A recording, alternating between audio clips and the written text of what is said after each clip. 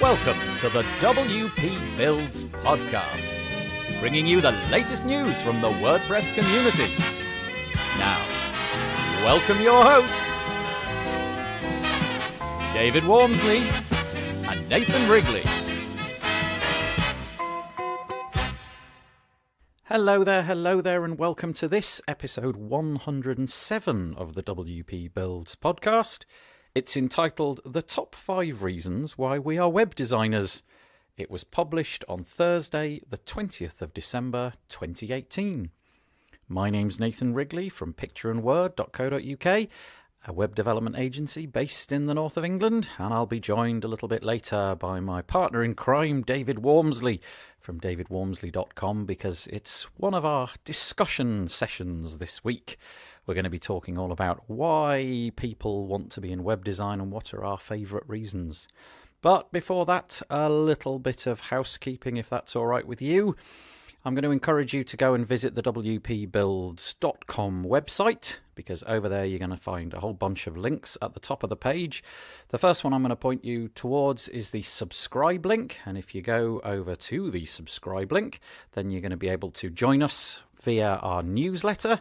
We put the newsletter out twice a week, once to let you know that this podcast is out with a little summary, and then once on a Monday as well, because on a Monday we have our weekly news. We round up the WordPress weekly news. It's normally about 15 minutes of audio, and we'll email you about that as well. We also have on that page a Facebook group link where we can, you can join with about nearly 1,800 other WordPress people. Genuinely, I think it's a fantastic group, as you're about to find out in this week's episode. You can also subscribe to updates on Facebook Messenger and YouTube and so on as well. So there we go. If you would like to advertise on the WP Builds podcast, we have little audio inserts and banner adverts. You can find out about that on the advertise page, which is wpbuilds.com/advertise. We've got some webinars coming up, and that's at /webinars. And we've also got a whole bunch of deals over at /deals. So that's wpbuilds.com/deals. This week we've added a couple of extra ones. WP Ultimo has been added in. You can get 20% off their licenses, and a plugin called If So, which is a little bit like Zapier or If This Then That, but just for WordPress. You can also get 20% off that as well. So go and check that out. That's all new. And the last one is to say wpbuilds.com/contribute. I've been plugging away at this for a little while now. If you've done something recently that you think is worthy of mention, something that you're proud of, something that you did with WordPress or SaaS or a CRM, whatever, and you want to come on the podcast and demonstrate it with me, I'm going to record the screen as you're doing it, and we've had a few of those out already. So yeah, that would be lovely if some of you felt that you could come on and do that. That would be really, really great. The WP Builds podcast is brought to you today by GoDaddy. Learn how to build your WordPress business with free resources from experienced freelancers, consultants, and agencies. You can find it all at x.co/WPBuilds. That's the letter x.co/WPBuilds. And the Page Builder Framework. Do you use a page builder to create your websites? Page Builder Framework is a mobile, responsive and lightning-fast WordPress theme that works with Beaver Builder, Elementor, Breezy and other page builders. With its endless customization options in the WordPress Customizer, it's the perfect fit for you or your agency. Go to wp-pagebuilderframework.com today.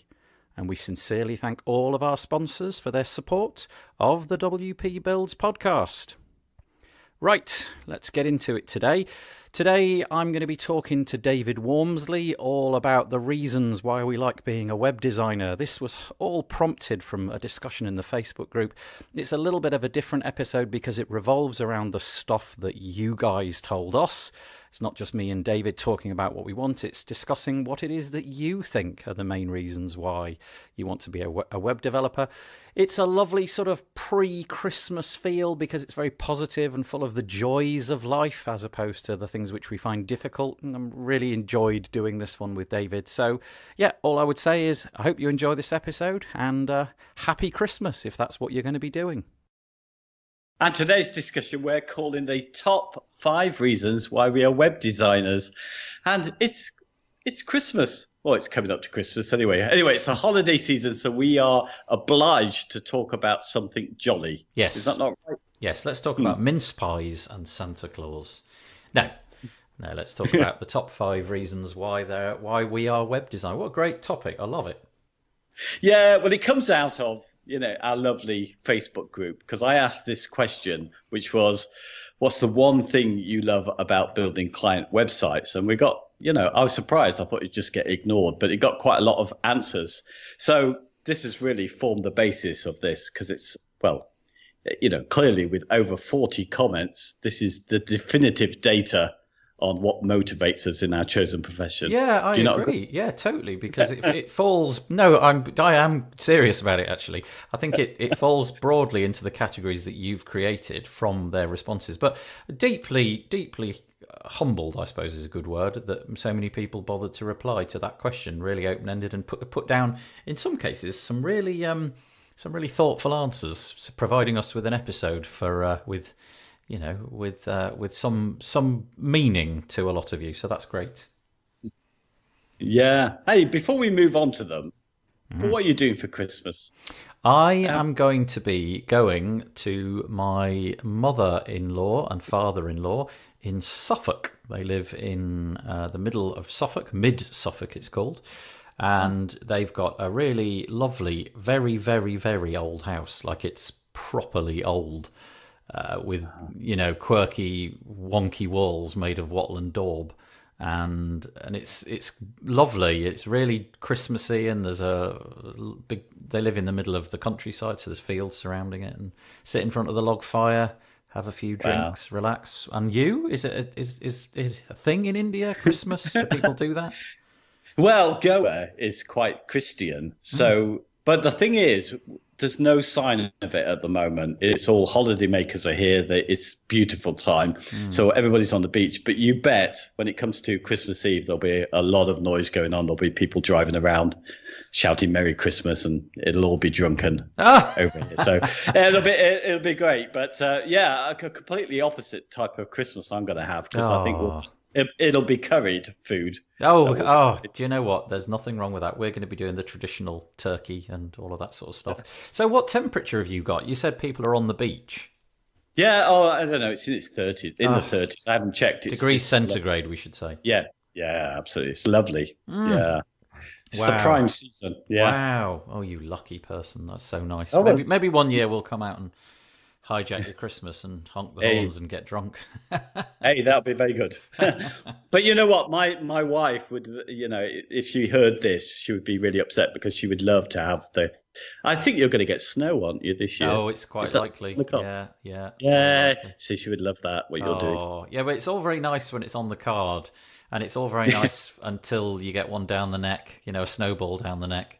And it is cold. It's really, really cold. So, but no complaining. I do love the fact that in this country, Great Britain, where I live, we do get seasons, and it goes from freezing cold to quite warm in the summer. It's nice.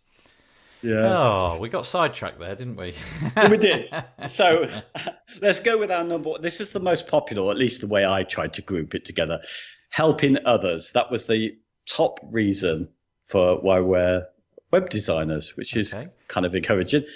Yeah, I mean, I've taken a few liberties here. So I've put a few people who mentioned that they like to over-deliver as the thing that they do. And I've put it in this category of helping others, because it seems like you want to do more for people. Yeah, I mean, there's an awful lot of people in this little list. Quite a few people have written. Should we read a few out to give us a flavour? Yeah. Would that be good? Yeah. So, for example, Matthew Granite wrote the following. The satisfaction of knowing you helped in creating their online identity. Same feeling you get when you've designed a logo for a company. So that's really nice. James Burden wrote, making a difference to non-profit organisations absolutely makes my day. Maybe that's a good one to pause at, because that is quite interesting, isn't it? Just the idea of, in this case, not just helping somebody who's got, deep pockets and is able to buy a website and feeling that you've helped them, but that I can really identify, especially with James's comment there, because that is nice, isn't it? When you've done something for an organisation which probably hasn't got the deep pockets, and you feel that the work that they're committed to, whatever it might be, is helping people for no profit. That is rather nice. I've built a few charity, shall we call them, in the UK, probably sites in the past, and there is a connection that you make with those. You want to do better. I don't quite know why, but it makes you feel like you want to work all the harder for it. Yeah, Andy McLuhan is about supporting the local businesses, and I think there was Mike Campbell who was saying that it was helping businesses to get to the next level was his thing. And there's a common thread about that, about helping the businesses to kind of improve and work on that. Some people would fall into two categories. So we got Yaya L, who said that it was actually spending kind of that time improving people's businesses, but she was also she was the only one who added her own thing, which is a bonus one to us, which is that she actually enjoyed working with the amazing people that she met doing the job. So actually time spent with some new individuals that you'd never met before. Yeah, that's interesting. I hadn't really thought about it on that level, because you do build a relationship, don't you? And that is a lovely thing to curate. But it's, for me at least, and obviously we're going to have a different opinion with each of these comments. We're going to buy into it to some level or not, depending on how we are made up. But that isn't something that sort of is right at the front of my mind. But I love the fact that it is for her. When I meet a new client, it's very much, hello, should we get on with it, kind of thing. But she obviously likes to get to know. You never know. Maybe relationships have developed beyond website building, that, real world friendships have occurred. Yeah, I think that. But it seemed that overwhelming. If you put them together, this is the thing. Helping others seemed to be the big motivation. Yep. Largely improving people's businesses, I think, was mostly what was said by people. There was one that leads us. Shall I move on to the next one? Because actually, Mark Whirl was one who I put him under helping people because that's what he mentioned. But he also loved solving problems, which is the next one. So most people, the next category was having a challenge. Right. So, right. And this was two types of people under the same thing. I've grouped them together. So there were the people who loved the technical solutions. I'm talking to one of those people right now. Yes. This is where my comment ended up. Yeah. And what's the other? And the other one is the business solving side of it. So in a way, there's a bit of overlap between the helping people. So yes, that was the thing, that they liked the challenge, that they would like solving problems. Yeah, well, I can totally identify with that. I was just before we started this recording, I was telling David a story which kind of summed it up for me. And it was that a couple of years ago, I went to the pub. It was actually about this time of year because it was dark outside. It must have been sort of Christmassy. And with these days, it's hard to get quite a few mates in the pub at the same time because we've all got busy lives and so on. Anyway, I managed it, got them all in the pub at the same time. And then reflecting back at the end of the evening, it occurred to me that 5 or 6 of them had all had a lovely chat and, got to know each other and where they were all at. Whilst I had spent pretty much, this is not a word of a lie, pretty much the entire evening in sitting next to them, solving this tray of puzzles which was on the table when we arrived. And they were all it was all things like wooden puzzles that you had to rearrange and make it into a cube, and all the bits were lying on the table at the beginning, and then stacking things up to make pyramids and things like that. And it just occurred to me, boy, given the choice of talking to all these people or solving puzzles, look what I did. I was surprised. Do you know what? Looking at the names on the people who I put under challenges, really, I suppose it's obvious. I'm surprised you're not a developer, really, because look, we got David Decker. That's kind of obvious. He makes plugins. Yep. So he does. I mean, that comes out of his client work, the plugins that he makes. Peter Lewitt, who we know, he does a lot of content as well. Loves all the technical stuff, doesn't he? Loves kind of things like working with ACF, and so I'm surprised you're not under that. And there's who else was there? Chris Badgett as well from Lifter LMS as well. It's again solving problems with technology. But for me, it's that sorry to interrupt. For me, it's kind of like that binary moment, that moment when something that didn't function suddenly works. And with web design and building websites, there's that in limited short supply. But I've always thrived on that. That thing in school where suddenly you couldn't do the maths, and then you suddenly could. And you don't really know what it was that flipped the switch, but the switch was flipped and it was a 0 and now it's a 1. And I really like that moment of, aha, got it. And that occurs to me quite a bit in WordPress, or at least it has, because I was new to it. There was an awful lot of that at the beginning. Oh, that's how you... I get it, yeah. Less so now, but I've always enjoyed those moments. Yeah. Sorry, again, I interrupted. No, it's fine. I mean, I was looking at Laurie Berkowitz's comment as well, using programming logic to solve business problems. Yep. That kind of sums that up. I think Jay Oakey's another one who's like that. And Jeff Mills, both of them talk about that challenge, the need to learn something new all the time. Yes. The challenge isn't satisfying unless it takes you to someplace new. You want to be able to look back and say, I learnt something today, or I learnt something whilst I was doing this. There would be no satisfaction for those people unless there was a learning process. Yeah, I guess that would be the mark of somebody who succeeds with development work or what have you, because it never stops, does it? The learning, if you were to stick with 2008 technology for the rest of your career, you're not going to be employable in a couple of years. Yeah, exactly. And then there's the other people, Karen Leslie, and that who loves the solving business challenges. So right. I think there's a few mentions of that, enjoying the startup process, that initial discovery and working out, how technology can solve something in their business. So, I mean, that's been a big key thing, hasn't it? A lot of people talk about that. So yeah. For me, the enjoyment comes out of the technology of building the website, whereas for these other people, it's working out a solution for a business need. That's really interesting. But you must be falling under this more and more. This category must be because of the nature of the way that your business is going. You must be having to deal with this a little bit more. Yeah, well, we were just saying before, wasn't we? I've lost a bit of the technical challenge. I don't enjoy that as much as I used to do. So I now like the clients to ask for stuff that I know how to do. And I don't know why that's changed, but I do now like the challenge because I'm dealing more with clients. I like the challenge of how I can support them better and how I can communicate better with them. So that throws you into helping others, the first category a bit as well, doesn't it? Yeah, it does, yeah. My categories are rubbish, aren't they? But basically, you're in all the categories because you're a bit of an all-rounder.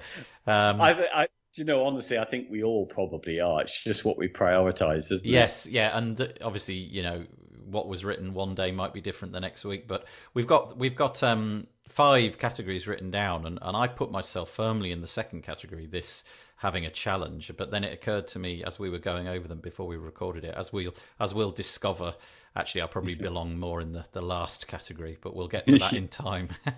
Yeah. So what's the next one? The next one, well, listen, obvious, making money. So actually the first comment on that was money. Yeah. And the first comment in the whole thread? Yeah, absolutely. I thought, when I asked the question, I nearly said, accept money. But I thought, actually, because it's a key thing, isn't it? Oh, well, you know what? If you're trying to run a business, you are not going to survive unless you have this somewhere on your list of priorities. It's all very well trying to make other people happy, but that's very laudable. It's also very laudable to have challenges, but unless both of those things make you some money, you're not going to be contributing to your business for very long. Yeah.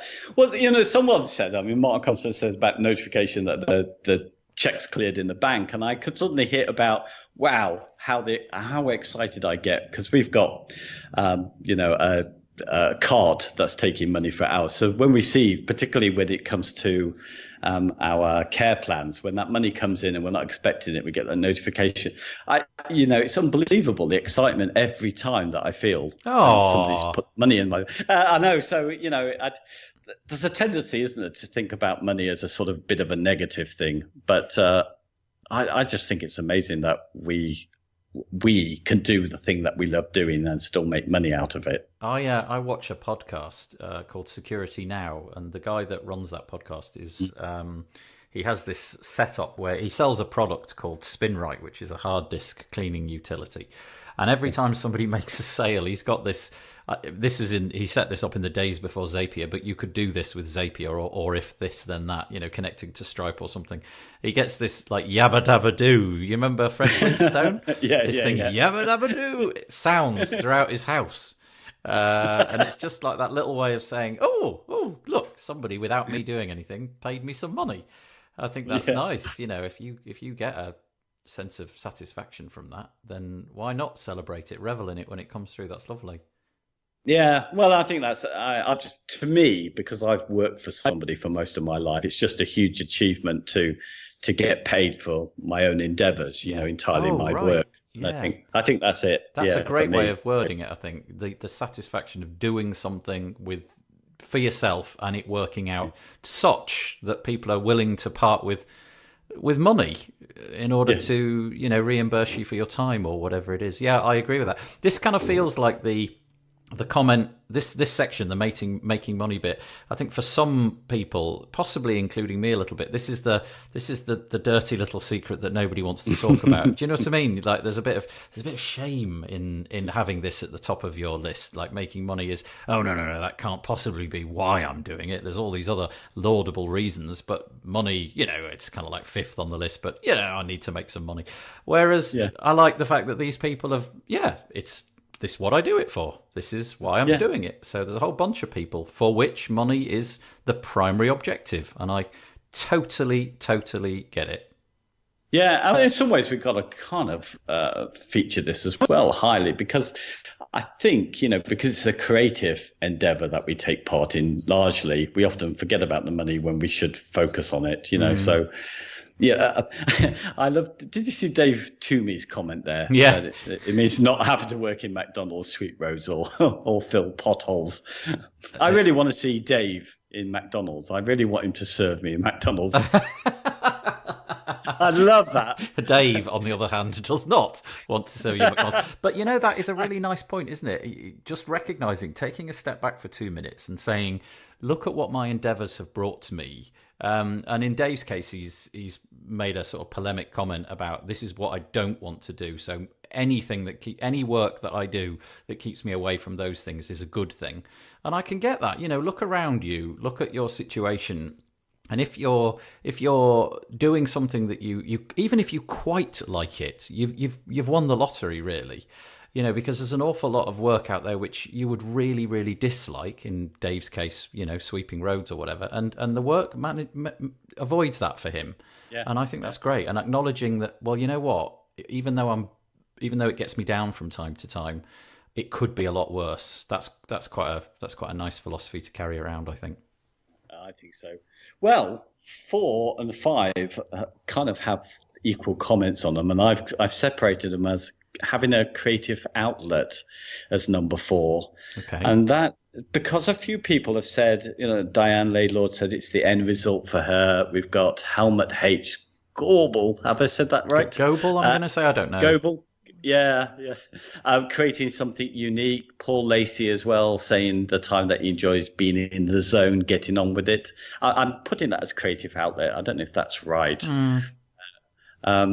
But and also I think probably the number 1 comment was the Arjan. Now I'm going to say this wrong. Olsder, yeah, where he says allows him to get creative, and he likes when the clients will compliment him. He feels proud about that. So I think doing something creative that somebody's going to notice, I think it's got to be, surely that's got to be high actually as web designers, hasn't it? Yeah, I would have thought so. And we've all had that moment. We've all felt the opposite as well, probably, where you've handed something over and they come back with, I don't like it. Well, we all know how deflating that is. It really does knock you out, doesn't it, actually? I can get quite personal about that. Kind of, oh, really? What? And the opposite is true. When somebody says, oh, I really love that. That really works. Well done. You do. There's just that sense of pride. It's the same, coming from the same place probably when your parents patted you on the head and said, oh, well done. That's a really good thing you've done there. And it just feels nice, doesn't it? Yeah, absolutely. And also, I think you know in yourself when, even if somebody doesn't like it, if you feel like you've kind of managed to create something that looked great to you, I think that sometimes that's just enough, isn't it? Just to feel that you've made something that wasn't there before. Yeah, I think there's a lot of people in the world who are like makers, aren't they? They enjoy the creative process. They like to go through that and sweat the details and, draw out multiple versions of the same thing and then stare at them. I have a friend who's a graphic designer, and he very often he actually does web design mostly, and a lot of it based around typography and things like that. And he'll draw things on paper, like multiple times, many things. And to my eye, when you look at them, you just glance at them, you can't really see the difference, but you can see that he's tried a slightly different kern here and there. And what he does is he puts them all up on the wall. So it's bits of A4 paper, and he just sticks them with blue tack all over his house. And you just look at them and you just think, wow, there's such a process going on there. And he loves the process. And in his case, it's pencil and paper, which then goes to the computer, and Photoshop or whatever tools he uses, I don't really know.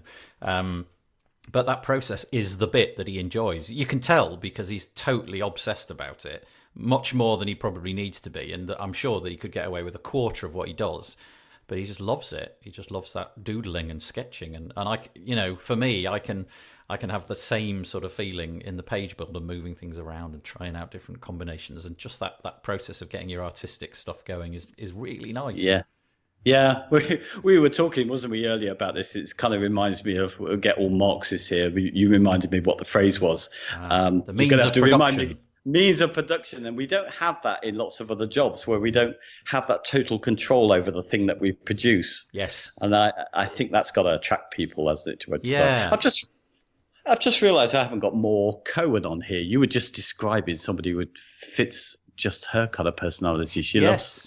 Yes. Yeah. I fonts wonder, and colours. I wonder if she didn't comment, but if she did, I expect it would be in there. And that perhaps that process does fit the designer more than the developer, because I think the developer, again, this is such an ignorant thing to say because it's not based on any actual research, but I think the designer is really deeply involved in the journey, where the developer is deeply involved in getting the journey over with as quickly as possible and getting it finished and there being an answer. Yeah. And I think often in design there isn't an answer. There's just here's the best thing. This is what I think is the best thing. I'm not 100% sure. Whereas with development, I think there can be a fixed point where it's finished and you've done it as well as you can, and right, let's move on. So it's kind of the goal is the object with development, and I think the process is the object with creative stuff like design. Yeah, I think so. Maud did comment actually, but I just missed it somewhere. But I bet she belonged in here, yes. Whatever her comment was. Yeah. And the other one that was tying with it under my categories anyway was the one that I'm in mostly, which is personal freedoms. Oh. So yes, and this is where you've now jumped to, haven't you? Well, I've realised that if I was to rewrite my comment, if I had my time again, actually, I think this is where I'm going with my life. I had obviously put myself in category number 2 of having a challenge. But now that I look back on it, if I could rewrite that comment, I would put myself in this personal freedom section, your number 5. What do you mean by it? Well, I mean, for me, it's because this job is so portable. I take it wherever I want in the world. And because I've set it up in such a way that I can work when I choose to, I could never imagine having an income like that before. So, I mean, that's the thing. I mean, I don't want to give up this job because I just love that element of it. I mean, I love all the other things, but I think that's really nailed it for me. The fact that I can do it when I like, where I like. Are you sold on that dream because it's a dream, or do you actually live up to it? In other words, do you really work when you like, or do you do office hours and you just, you know that you could lie in if you wanted to, or do you actually do that? Do you put the computer away because I haven't got the feeling that it's going to work for me today, and I'm just going to go and do something else? Yeah, well, you posted, didn't you, the other day about you went off to the beach there. But I mean, I just, all I could say to you was I do that a lot. And really, we went to the beach twice yesterday in the morning, in the evening, and then we sat out and we had some fried fish that we got from the sea and chatted for half the afternoon. So yeah, at the moment, but honestly, truthfully, sometimes you just, for no reason at all, you just start burying your head in work and don't actually do that much work. But yes. Yeah, I mean, Yeah. the comments about beaches are not really comparable because your beach is 30 degrees centigrade and there's fish swimming around which you can eat, which is lovely. Mine was like -1 and it was blisteringly cold, but it was just. I just got to the point where I thought, you know what, it's really not working for me today. It was, I don't know, it was like 10:30 in the morning and I'd sat there for a couple of hours and I'd figured out after a couple of hours, and I should have spotted it much earlier. No, I'm achieving nothing. And I've made it. It's not like a New Year's resolution because it's not New Year's, but I've had a bit of an epiphany, as we all do from time to time, very recently, that I'm going to make lots of changes, and that I think is one of them. When it's not working, I'm just going to switch it all off and go and do something, even if it's for 20 minutes, just to divert myself. And it might be something that I need to do, like I might need to do some, I don't know, it might be simple as doing some dishes downstairs or something. Or in that case, go off and, as it was, I met my wife down at the beach and we just had a coffee and looked at the sea for a bit. And it was lovely. And it just felt so, like, what's the word? It just felt a bit naughty. Like I should be doing work, but I'm not. And that was such a nice feeling. And then I came back, 1 PM, came back, sat down and just got on with it. And it was fine. Totally felt back into it again. So yeah, I get this personal freedom thing totally. I mean, yours is much more overarching. Your freedom extends to your geographical location. Well, I'm locked where I am and I'm happy with that. But for a lot of people, I bet that's part of it. You know, I want to spend a bit of time in India, or I want to go traveling to Thailand or wherever. And this job allows me to do it so long as I fulfill my responsibilities. That's great. I love Paul Guthbertson because he's moved to doing web development from doing hosting before, when he had to be available 24/7 all the time, and lots of stress with that. So I mean, so he's now found that he's got some freedom in being able to switch off work. But my favourite comment though has to be on this one. I've classed it as it's Brett Redvers watching Netflix while he works. He just watches series after. Is that right? That's not a word, I think I should read his comment in its entirety because it's so great. He says, so Brett Redvers says that what he likes about, what's the exact title? Top 5 reasons why we're web designers. His is, I like watching Netflix while I work. This is not even a joke. I'm deadly serious. No TV show, no work. Maximo chill.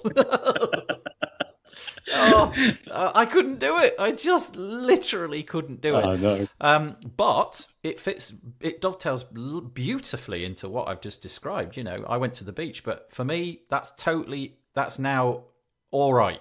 I'm not going to feel guilt about going off, taking an hour, watching a bit of telly if it's going to recharge my batteries. I refuse in this new environment of mine to let that annoy me. If I want to watch telly, I'm going to watch telly. Yeah, absolutely. It's not easy though. It's not easy to get into that kind of mindset because, you know, certainly if you work in an office, that's totally off the cards. But that's why we do what we do. It's one of the things. Embrace it. Yeah. You know, I mean, we're all of different ages and backgrounds and stuff, and I'm sure that what I like is so much different from what I would have liked if I was in my 30s. Yeah, so you know now, and I think that's the thing. So I think, you know, like even with the money, you know, it's a kind of I would have wanted to have earned more money, I think, in my 30s as a sense of achievement as well. Well, there you go. So that's another caveat. We're able in our dotage years to say things like this, basically because we're not very successful and we're happy with our lot. That's exactly. Don't listen to us if you're 20 years old and want to make something of yourself. Go to work and work 9 to 5, for goodness sake. Yes, and turn off Netflix. Yeah, that's right. So you got a bonus. You got a bonus section. Yeah, I actually mentioned it. It was Yarhel's one. So the fact that she was, I mentioned it earlier that she liked spending intimate time with amazing people, doing amazing things. And I thought, do you know what? Yeah, she's the only one who mentioned it. But there is something about some of the clients that you meet that you just think that's fabulous, isn't it? Because you probably wouldn't meet them anywhere else. You know? Have you ever had a client, like an actual client, where you know you'd never met them before, they weren't a friend of a friend or anything like that, you just met them because of work, that you then became actual real world friends with? Probably no. No. But I think there's some clients that I really enjoy when I have, because I've worked with them again, and it feels like a friendship. I guess it could turn into a friendship because of my distance. I don't really get to meet people very easily, but yeah, I can see it happening. Yeah, oh, I bet it happens all the time. It hasn't really happened to me. I've got along very well with them. I usually do. But it then hasn't turned into, let's go to the pub for drinks. I just wouldn't, I don't think I feel personally comfortable crossing that boundary. And nobody's ever suggested it to me, probably for good reason. Well, we do know some people, don't we? Friends of ours who get some interesting jobs come in, from celebrities. Yes. We can't mention them, but I just thought, that's quite cool, isn't it? You probably wouldn't get that. Yeah, you get to become famous. Just thinking back to the personal freedom bit, this is a bit of personal freedom in a way, isn't it? Us spending a bit of time. We're not working. Yes. We're just having a natter on the podcast, and we'll have been doing this on the day we recorded it. We'll have spent the entire morning just chatting. Yes. Or in my morning, you're probably late afternoon or something. And well, actually, that's quite nice. You're disturbing my nap time. Oh, I'm so sorry. Yeah. Yeah. We need to get into different time zones soon. Yeah. Oh, I'm deeply sorry, Dave. Do you go and have a nap? Yeah, I do.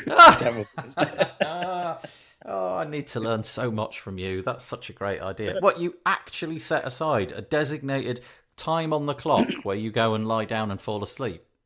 Yeah, well, not so much, but it tends to fall at about the same time in the afternoon. Yeah, so yeah, that's so good. Do you feel recharged or do you feel drowsy?